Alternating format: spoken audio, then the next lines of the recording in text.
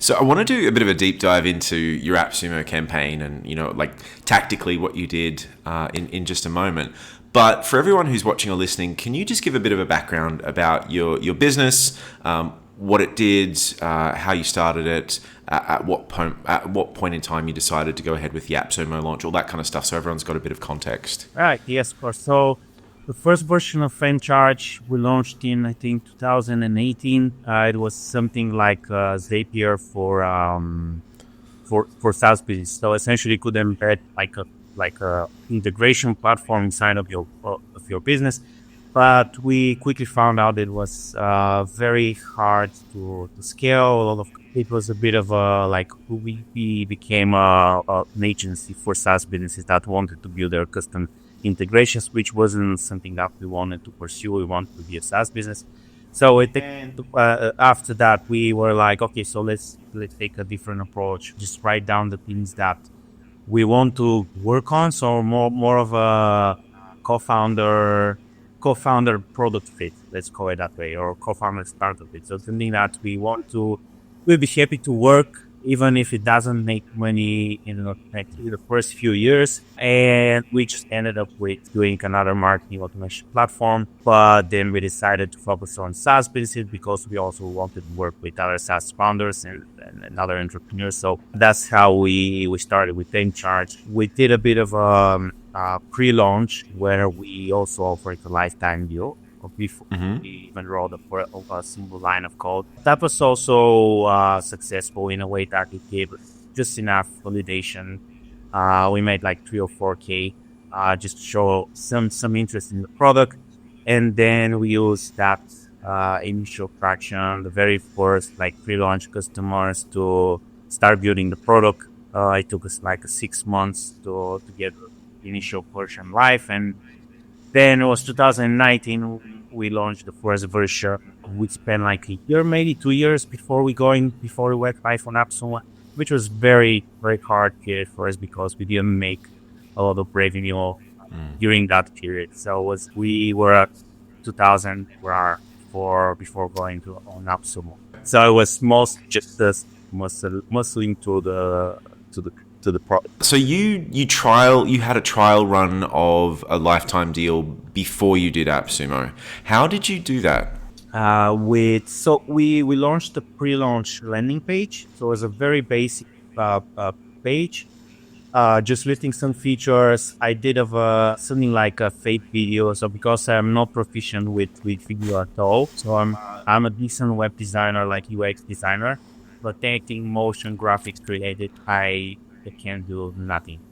So what I did is I did some designs in it was back then the Adobe version of Figma. Was it like got the name? Anyways, now it's only Figma. So I did a few screens, then I like press the present button, and then I recorded like a voiceover over the screens, and they were just rolling out.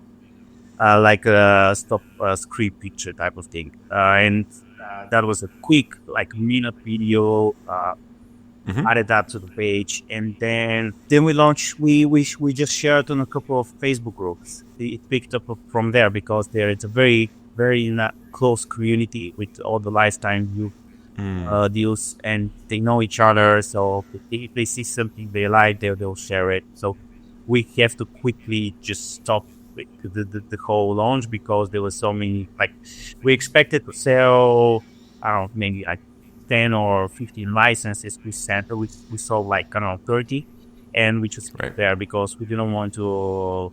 It was not the point to make money because first it was very cheap. It was like $80 lifetime deal, and we just didn't want to burn the whole idea before it's live.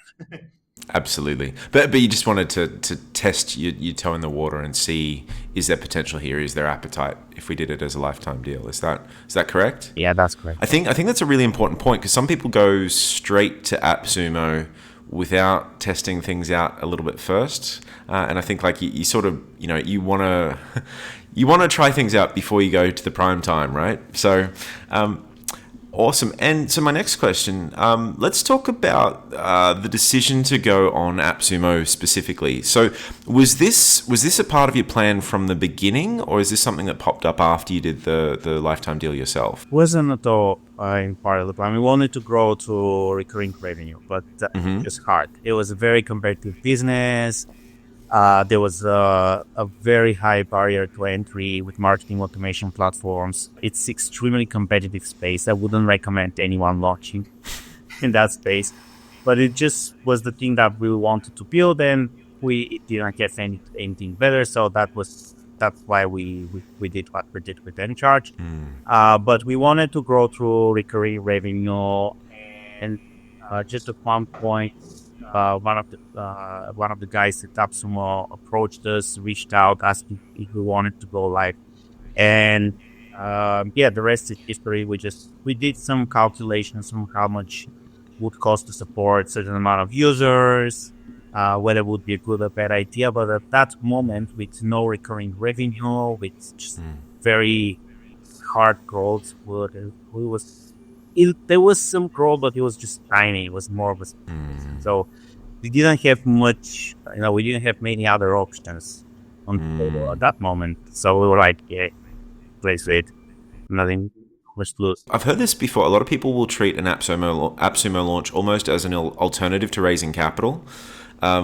Because the traditional path is you go and find an angel investor, or maybe a bit early for venture capital at that point. But you go raise some money from a few angels, and you've got a little bit of money, a little bit of breathing space to build the product properly and get some traction and get the recurring revenue and all that kind of stuff. But if you're bootstrapping and you don't have any investors, this is like another alternative pathway that you can go down. But I'm so glad you said that you calculated the support costs first, because I can't tell you how many people have gone and done a whole big lifetime deal sale thing and then thought, oh wow, actually, they've only given us $50 and we've got to support them for years and years and years now. And that's where it all kind of comes apart. So I'm glad you did that. What would you say are the pros and cons of launching on AppSumo? Yeah, so the pros are obvious. You would get, as we said, some bootstrap funding. So it would be enough to, if it's a good launch, would be enough to hire a couple of people, get enough money to support yourself, at least for a couple of years. There's a lot of feedback, a lot of usage that you will get. Now, whether that's a good or bad feedback, it's a different story, because something that many people don't realize, that the AppSumo audience and lifetime viewers only audience is very different from people that buy a recurring product. So it's a completely different thing. So many people buy deals. First of all, many people won't use the product. They just collect it like baseball cards. They stay there, collect this. So there's a bunch of people that just want to save money, which is a valid reason when buying lifetime deals. Those people would buy your product as a substitute for an expensive recurring product, not because your product is better.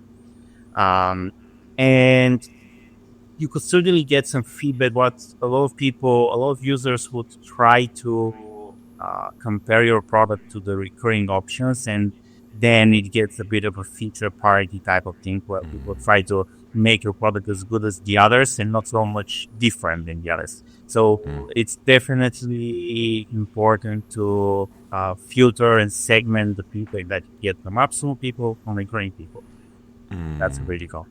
Another con is, like I said in a pre-interview, is like doing like a homemade formula. It goes there, right, and it's there forever. So you cannot take it out. And there's some negative connotations and some positive connotations, depending on how you look at it. But if you go there, you want to do the biggest launch there. You want to get the bang for your buck, because once you go live, once your lifetime product, you always be a lifetime product. Right? Yeah. People will search you, and it could take a very long time until people forget you. Like 3, 4, 5 years after that, we still receive people receive messages, people asking if we're on AppSumo, if we're going to launch a lifetime deal again. Yeah, they sometimes like wait. It's like, okay, I'm going to wait for a discount. So it's, and if you go there twice, then it's even a bigger issue. It's one really become And the mindset of those buyers, then you become like a discount product. So they'll always wait for the discount, for the next discount, they wait for a better option. And it's, you have to, there needs to be a balance. It's just that a lot of people don't calculate their like support cost and costs, and they do like a super crazy lifetime deal. And then it's like you cannot upgrade that deal. There's nothing you can offer. Like, so it's very important. A critical thing that we did was we had, before launch, we had just one plan, like one pricing plan. And before we launched, just the exact moment before we launched, we added another one. So we offered the first one, and did people get that in perpetuity? So any features do add to the first one, and they get access to that. And that's what you need to do. Like, but the other one was like a premium version, where when we build something that's more expensive, that something more premium, then we add to the premium plan. So it's very important to have at least a couple of plans, and then you offer just one plan. Or if it's like metrics based, just cap it at a certain amount. Don't offer like unlimited, and people go crazy, and then you have a lot of recurring customers also downgrading. So yeah, there's a lot of nuances that you have to be careful when considering launching your. Hey, it's Ryan here. If you liked that video, please click the like and subscribe button somewhere down there and check out the full interview right over here. Go on, click it. You know you want to.